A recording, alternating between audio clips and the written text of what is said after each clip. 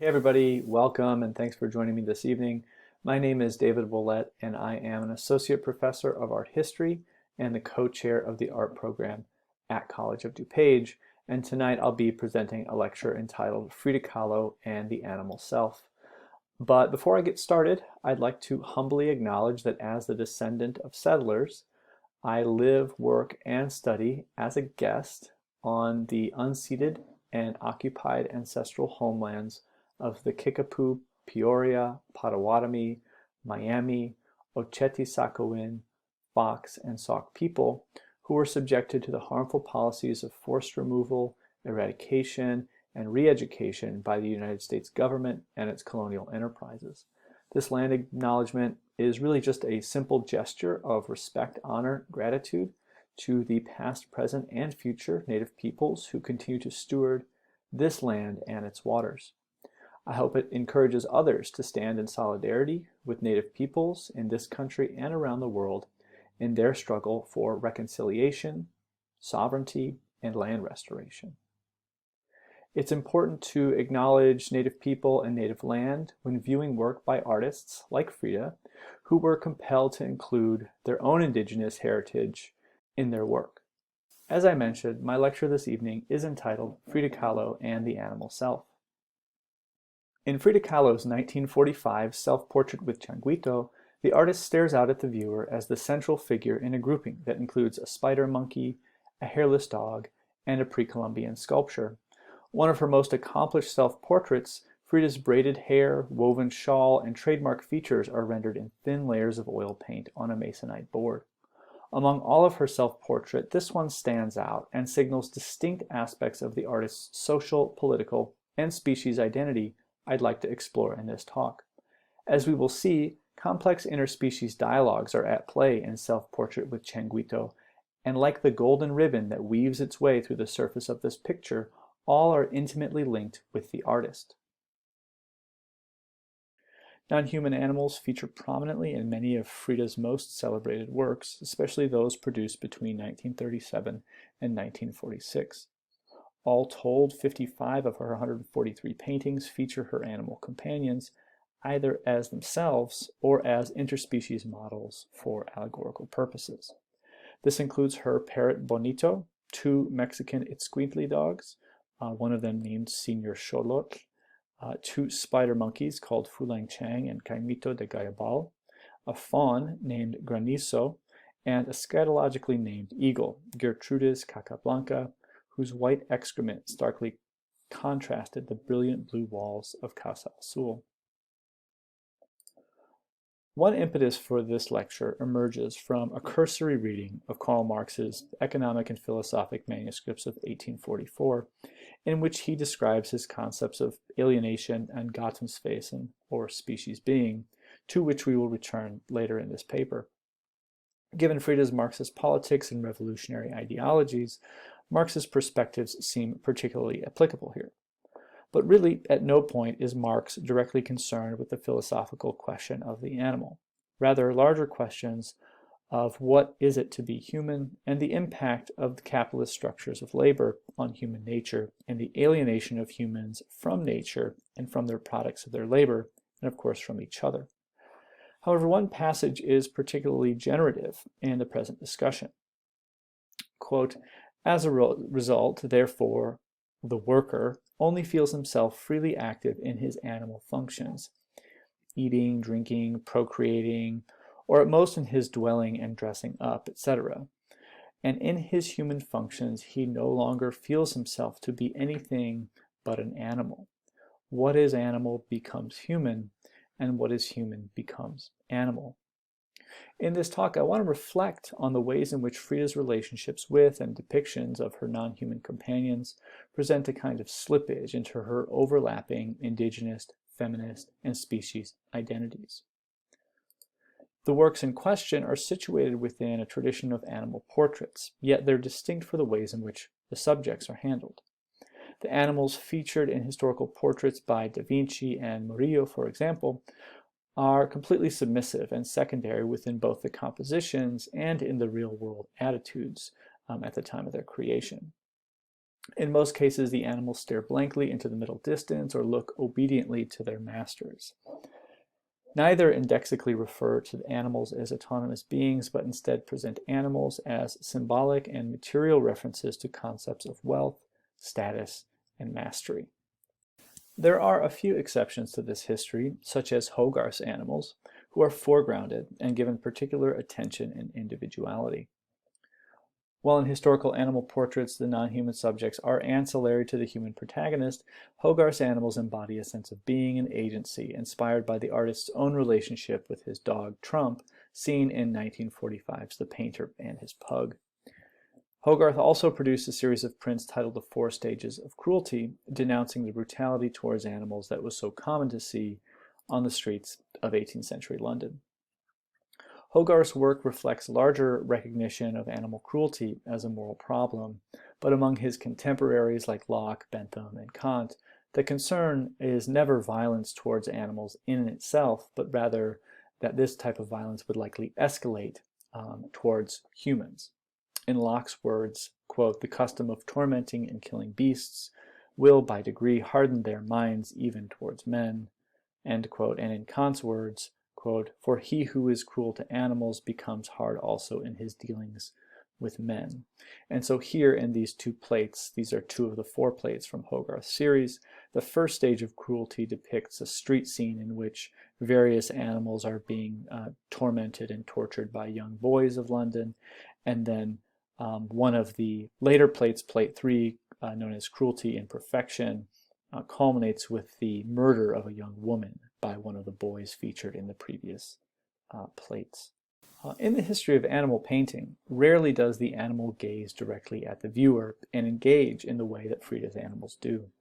They share her characteristic defiant gaze, which scrutinizes the viewer across what John Berger calls a, quote, "narrow abyss of non-comprehension," reflecting what Donna Haraway calls the, quote, "significant otherness," end quote, of companion animals, in which we are both significant and other, and significantly other. Writing specifically about human-canine relationships in her Companion Species Manifesto, Haraway describes how our inseparable bonds with animal companions requires that we, quote, "see who the dogs are and hear what they are telling us, not in bloodless abstraction, but in one-on-one relationship, in otherness, in connection," end quote. She rejects Levi-Strauss's claim that animals are bon à penser, or good to think, and argues that animals are not simply surrogates for theory, but rather fleshy material presences that must be taken seriously. Embedded deep within the history of human-animal relationships is the assumption that as humans, we construct a human world for human existence. But in reality, we co-make the world with animals and share in its consequence. We make the office building, but we also make the wildlife reserve, the pet store, and the factory farm. Whatever we make and share with animals affects us all. In Haraway's words, quote, "dogs and people figure a universe," end quote. And from that co-poetic perspective, we might say that Frida had a dog just as much as Signor Charlotte had a human. Frida's animal depictions explore a being-withness, not previously centered within the humanities. So what I'd like to propose in this talk is not a hard and fast animal history of Frida's paintings, but instead reflections on three distinct ways in which the artist situated her identity within a more than human world. First, Indianismo. I'd like to begin by establishing that Frida's companion animals were an extension of her Indianismo, and in that way the dogs, parrots, monkeys, and other companion species she filled her home and garden with are on some level symbolic, both in concept and corpus. They feature in her paintings not as beings in themselves, but as still life accessories to the artist's identity, which is likely vastly different from how she considered the animals in her life. As noted by Virginia Hernandez Reta, it's likely that Kahlo adopted each animal at least partly because of their symbolic significance in pre-Hispanic Mexican art and culture. The many species of flora and fauna represented a living material connection between the artist and her Indianismo. When arriving to Casa Azul in 1936, Natalia Sadova, the wife of Leon Trotsky, noted that she felt as if they had found themselves on a new planet surrounded by exotic and strange species of plants and animals. It's probably useful to establish a working definition for Indianismo, which is not only a reference to post-colonial mindset in artistic production, but also, and firstly, an emergent nationalist political identity in revolutionary Mexico and other Latin American countries in the early 20th century. Among its core tenets were the celebration of pre-Hispanic civilization, a vigorous rejection of the country's Spanish colonial history and heritage, and the inclusion of indigenous peoples in state politics. Frida, forever alert to the artistic politics of the revolution and the celebration of indigenous people, considered pre-Columbian art to be the foundational source for all Mexican art. While Frida's use of pre-Columbian subjects paralleled the work of European surrealists who sought to invoke non-European traditions of image-making as a sort of rebuke to Western exceptionalism and rationalism, I want to make it clear that the tradition of Western art history homogenizing Frida's work within those of the European surrealists, I think really misrepresents the artist's intentions and beliefs. So in these two images here, you can kind of see her drawing from that indigenous heritage, not only with her clothing, but in the Olmec greenstone figure she holds here, and the greenstone necklace she wears in the image on the left. Parrots, as symbolic of her sort of indigeneity, were central, and her parrots apparently had free reign at Casa Azul, slept in her bed, and the one named Bonito both entertained and terrorized guests at the dinner table. And so here we see a self-portrait with Bonito from 1941, a photograph with her and Bonito, and then a parrot sculpture, maybe a macaw sculpture, from the site of Xochicalco in Morelos from around 800. So I think it might be useful just to think through some of the animal species that Frida chose to have in her home and sort of think about how those species held symbolic value in ancient Mexican societies. And I'm going to structure this discussion of the symbolism of these animals based around the Aztec calendar. And the Aztec calendar system was composed of 13 periods of 20 days each, and each of those 20 days was named, many of them for animals, and was overseen by a patron deity. These records were maintained by timekeepers using books like the one you see here, the Codex Borgia, not on gigantic stone cylinders like we might have seen elsewhere in ancient Mexican art. So day 7 on the Aztec calendar is deer. In Nahuatl, it's mazatl. Deer were mostly sources of meat and pelt, and therefore were associated with hunting and springtime, but they also represented the fertility of springtime, and in particular, does represented the sort of femininity of that fertility. They were mostly passive actors in mythology, and there are really no major myths that feature deers. However, it's important to note that the place called Mazatlan, which today is still called Mazatlan, its symbol in antiquity was a net, and so the place of the deer was symbolized by a hunting net, and so it shows you the connection between deers and hunting in the Mesoamerican mindset. Day 8, Tochtli, was the rabbit. Rabbits were also animals of the hunt, valued for their meat and for their pelts, but they're also associated with the underworld, which is their dwelling, right? They move freely between the two worlds, and in that sense, they're seen in some contexts as messengers. However, they're most commonly seen with references to the moon in ancient Mesoamerica. Whereas we see the image of a man in the moon, we've sort of anthropomorphized the moon. Ancient Mesoamericans, like Mayas and Aztecs and others, saw the silhouette of a rabbit. Among Nahua speakers, like the Aztecs, this referenced a myth from their creation story that described the punishment of a god named Tequistetl, who was supposed to sacrifice himself and become the sun. Well, he didn't do that. He sort of chickened out at the last minute. And then when he finally did throw himself into a fire to sacrifice himself to become the sun, the other gods threw a rabbit at him, and this rabbit hit him and dimmed his light. So he was dimmed into becoming the moon and not the sun. Day 10 on the Aztec calendar is Itzcuintli, is dog. The hairless breed kept by ancient Mexicans is known as Xolotl Itzcuintli, hence Frida's companion being named Senior Xolotl. However, dogs in ancient Mexico weren't companions primarily, they were food, and they were bred over generations to be hairless, much like our domestic pigs today. Along with turkeys, dogs were one of the only domesticated animals eaten by ancient Mesoamerican. Spanish colonizers developed such an appetite for this convenient canine protein source that they nearly ate the Xolotl Itzcuintli into extinction. Dogs were also associated with the underworld in ancient Mexico, and Mictlantecutli, who was the underworld lord, was the patron of the day dog, of the day Itzcuintli. Dogs accompanied the soul on its journey to the afterworld, Mictlan, acting as protectors and guides. As Elizabeth Benson explains, dogs are appropriate escorts for the dead. Quote, they walk with their noses to the ground, they dig in the earth, bury bones, and hunt in burrows. They eat carrion and make themselves smell of it. They have night vision. They howl at night. They know what is there in the darkness.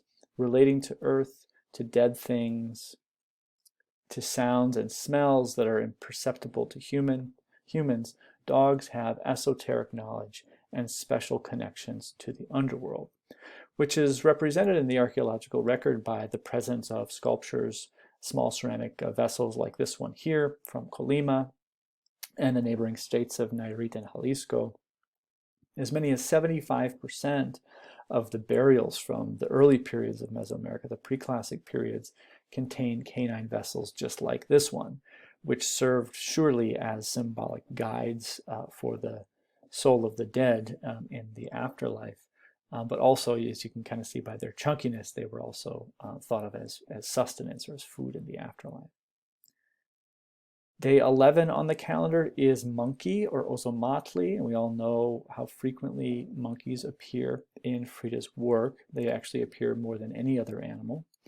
Ozomatli was a fortuitous birthday, and those born on that day were fated to be artists, actors, dancers, or singers.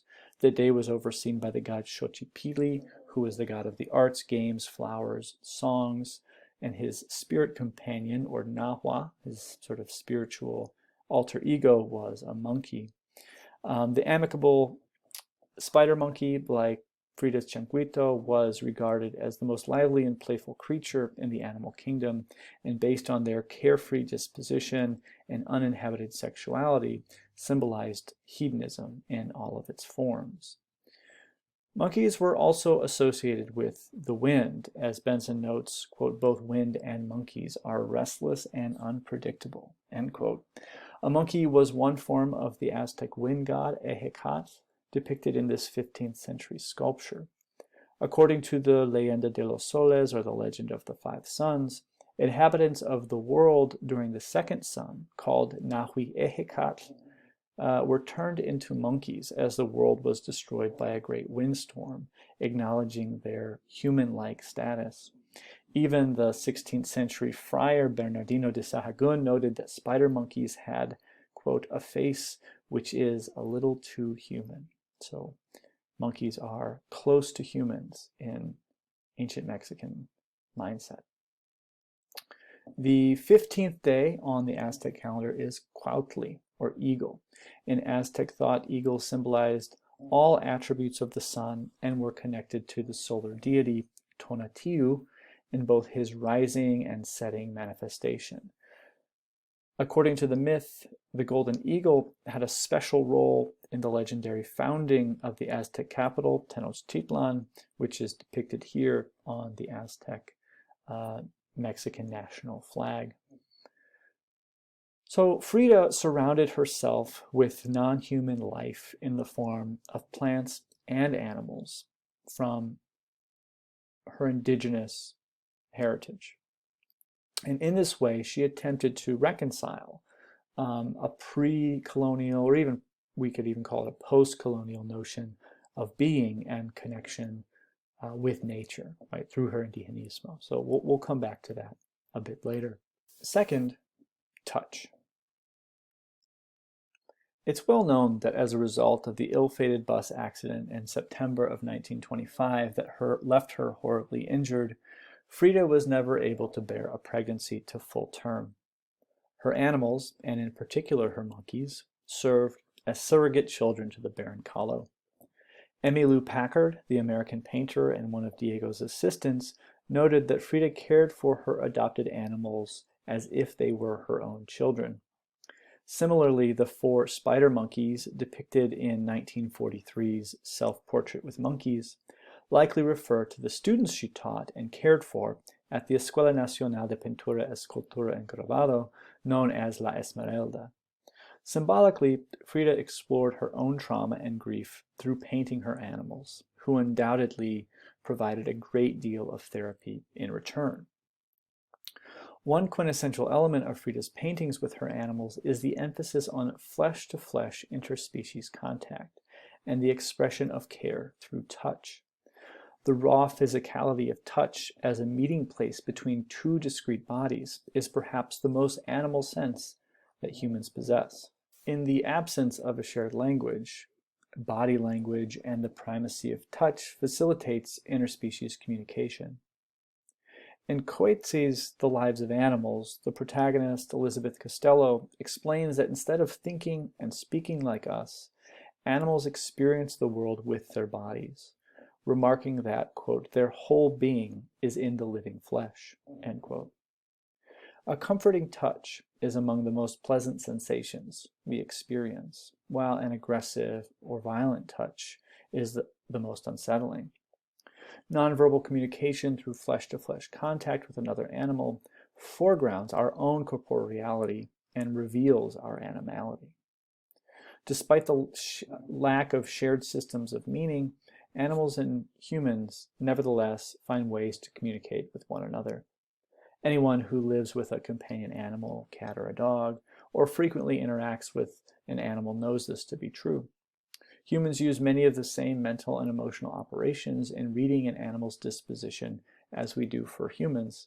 And since it's far less likely that an animal is trying to deceive us, you might say that an animal's nonverbal emotional responses are easier to read. Attending to and deciphering animals' nonverbal communication is crucial to developing a normative ethical response towards animals. And this is one of the goals of feminist care ethics as a philosophical theory. Advocates of feminist care ethics maintain that compassion and empathy can and should inform our moral obligations to non-human animals, and that we should make a central place for our experiences of love, friendship, trust, and a variety of other affective responses as the basis for an ethic of care. As with feminism, care theory resists hierarchical dualisms, which establish the binary structures of dominant and subordinate, and like ecofeminism, takes as a point of departure the claim that women have a distinctive and morally significant relationship to non-humans because of their shared histories of oppression. As Josephine Donovan explains, quote, no longer must our relationship with animals be that of the conquest of an alien object, but the conversation between 2 subjects. We must recognize that the other has a nature of her own and that needs to be respected and with which one must enter into a conversation. It's important to point out that the care expressed by touch in these works is not unidirectional. Frida and her animals are engaged in a symbiotic of care and co-making. Frida cared for her animals as if they were her children, but the animals also cared for her. They help her work through the trauma of the trolley accident and her inability to bear children. And in her paintings, they comfort her through touch. So here in Self-Portrait with Monkey from 1938 and all of the other examples I provided earlier, you can kind of see how those long, slender, almost human fingers of her monkey companions reach out and console her through this sort of flesh-to-flesh contact. And even in this photograph here on the right, we see one of the monkeys. I'm not sure if that's Changuito or not. Sort of either grooms her hair or plays with her hair. In the case of Self-Portrait with the Thorn Necklace, her simian companion examines and investigates the source of her visible trauma, right? This sort of thorned cord that's piercing her flesh, wrapping around her neck. The young spider monkey appears to maybe be pulling the thorns out or trying to find a way to get the cord off of her neck, right? So expressing this type of attentive care that really has the same core principles of feminist care ethics. The embodied femininity of touch and care are perhaps best seen, however, in the love embrace of the universe. The Earth, Myself, Diego, and Señor Xolotl from 1949. In the work, the anthropomorphic yet ethereal embodiment of the universe embraces a feminine manifestation of the lactating Mother Earth, here symbolized as Mexico for Frida, who in turn caresses Frida, cradling an infantilized Diego on her lap. The universe also cradles Señor Xolotl, who is sleeping comfortably at Frida's feet. Right? So you can kind of see the way in which touch here functions as an allegory of care. In cases where physical touch is not present, Frida often substitutes flesh-to-flesh contact with a ribbon or a thread. Not quite the ribbon around Breton's bomb as he once described Kahlo's work. These delicate lengths of fabric extend the artist's touch to embrace multiple subjects, both physical and symbolic, within the work. And so here in Self-Portrait with Changuito, you can see that golden ribbon as it kind of weaves its way around all of the subjects, connecting them back to Frida. And it's really interesting for me to think about the way in which that ribbon is a kind of a line and the way that lines function within Frida's work. Sometimes it's a line or a ribbon or an artery or a thread or an umbilical cord, right? Each has a rhetorical purpose within the pictorial space. They nurture and feed and connect the artist to all of her sources of pleasure and pain, of pride and grief and care and memory. Seen here in Henry Ford Hospital, the arteries from Frida's body become these red, sort of supple red lengths of thread that are tied to each of these individual items within the scene. And thinking about like line and connection, it's interesting and conspicuously absent that Frida never included the heavy chains and leashes that we often see around the necks of her monkeys in photographs. The chains stand in stark contrast to the supple ribbon or the fleshy tissue and serve to constrain rather than caress. Of course, they're meant to corral these incorrigible and energetic primates, but it's clear that the sort of brutal materiality of the metal did not fit within Frida's carefully constructed ethics within the painted image, where the bodily and the motherly sort of stand in as allegories of care. And so in this Self-Portrait with Monkey and this portrait from 1946, you can see the way in which that chain is almost like being replaced by this less aggressive fabric ribbon. Third, species. To finish, I'd like to return to Marx's concept of gattungswesen, or species being, which he described in the estranged labor portion of his economic and philosophic manuscripts of 1844. Frida's revolutionary Marxist politics have been covered at length elsewhere, but in discussing Marx here, I think it's just important to note that she really held Marxism as an ideology with deep conviction. Reflected in 1954's Marxism Will Give Health to the Ill, Frida depicts herself being taken in by the open hands of a godlike Marx, whose likeness hangs in the upper right. She exchanges her crutches for a book, almost certainly a copy of Das Kapital, indicating the healing potential of Marxism for herself, but also for the society and the planet. And again, there's the sort of symbolic hands, right? The symbolic touch that we talked about in that last section. Note the eagle as well in the upper right. This is not the sacred golden eagle of the Aztecs. This is the evil capitalist bald eagle with the Uncle Sam head sort of being forcefully strangled here.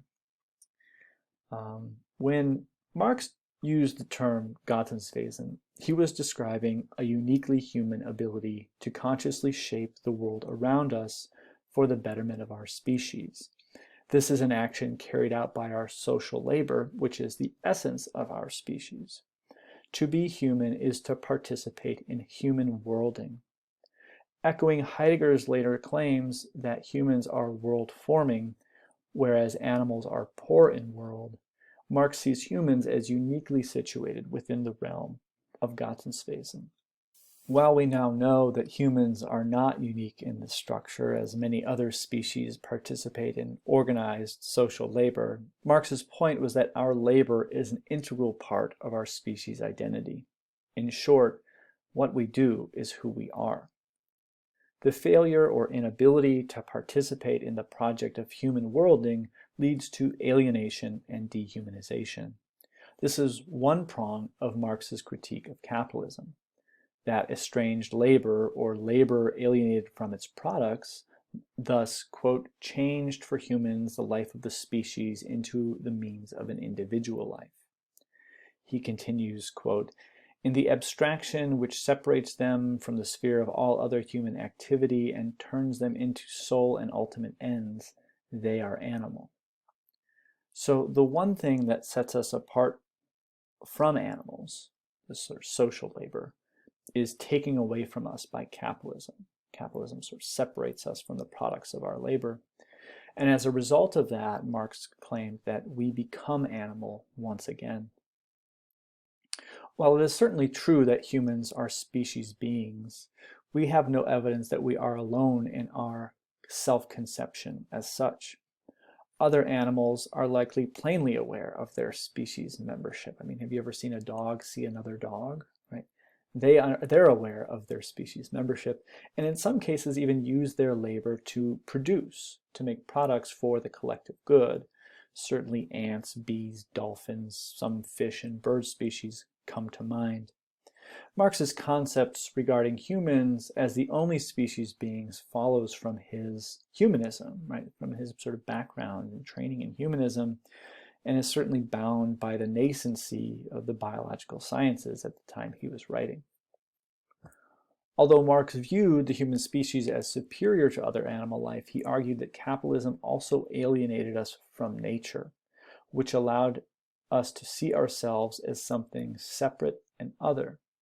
We are the human subjects, and the non-human world is full of objects to be appropriated and profited from.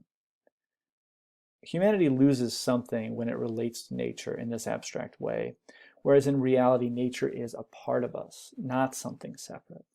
Marx states, man lives on nature, and this means that nature is his body, with which he must remain in continuous interchange if he is not to die. So he recognizes that we are part of nature, and I love this statement that nature is our body.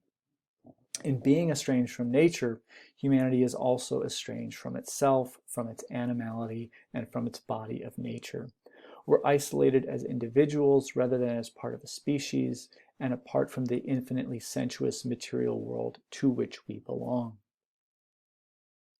Throughout all of his discussion, there is a sense in the economic and philosophic manuscripts that what is human and what is animal are not exclusive in their being. They are not two distinct essences, not binary. They instead overlap, slip, and flow into one another. In any given moment, we are some part human and some part animal. Remember his claim that what is animal becomes human, and what is human becomes animal. Frida provides an illustration in her 1946 The Little Deer. Here she portrays herself as part human and part animal. Using the body of her beloved Granizo as a model, she explores her visceral trauma as experienced through the flesh of her animal body. Each trauma is depicted in the form of a penetrating arrow buried deep within the hide. While the deer was a feminine essence in ancient Mexico, as we discussed, Frida is embodied here as the stag. In many ways, Frida's own fluid identities are reflected here, an unapologetic, past-present, non-binary, pansexual, interspecies embodiment of the artist's self. While in her animal portraits, these identities are portrayed as distinct entities bound together by their significant otherness, the little deer collapses these into a single creature whose whole being is the living flesh. When thinking through this talk and putting the slides together, and in particular looking at the little deer, I couldn't help but recall a Colima dog that I encountered at the Los Angeles County Museum of Art a few years back. This one shares the characteristic body type and pale orange buff of the others, but it is distinctive in that it wears an anthropomorphic mask. It's a little bit funny too. Ancient peoples of Mexico saw a human-animal continuum that was not distinct and binary, but rather operated by degrees. Some humans were almost animal, and some animals were almost human. This is reflected in many ancient myths and stories about humans who can commune with animals, or even in some cases physically transform into them to access that esoteric knowledge and spaces of the more than human world. Humans can impersonate and embody animals, and animals humans.